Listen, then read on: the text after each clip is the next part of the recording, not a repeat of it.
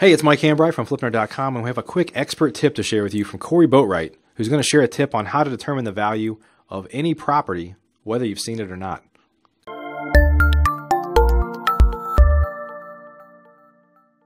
This expert tip is sponsored by RealtyMogul.com, B2R Finance, and AceBusinessFunding.com. Hey, thanks, Mike. I appreciate it. So there's times where you're just not able to see a property, but you've got to determine on what you can make an offer on that property. And there's a lot of different formulas out there. One that we've found that works really well is it's a little acronym, and it's W, and it stands for worth, M stands for market, R stands for repairs, and P stands for profit. Okay, so follow me. Let's say on your worth, how do you determine what the property's worth? Well, you go and look at the three highest comps. So let's say you have a comp for $120,000, $130,000, and $110,000. That's $360,000 if my math is correct. So you would take that $360,000, divide it by 3, and you come up with a number that's $120,000. That's going to be your highest number that you can use in this equation for your worth on a property. In other words, that's the highest that property would sell for, and that's what the number you're going to use in this equation. The next number from your worth is market. What I mean by market is what's the wholesale market in your area. I've found that in the Midwest area, that number is 70%.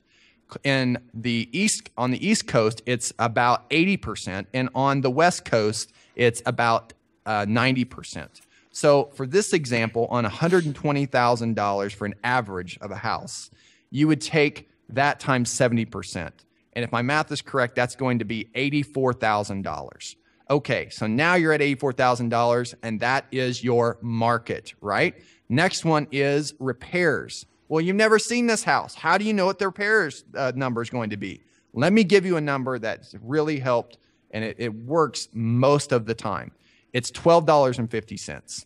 So let's say you have 1,000 square foot. You take that 1,000 square foot house times $12.50, and you come up with $12,500. $12,500 is what you're going to use for your repairs. Now, the next acronym part of this is your P for profit, right?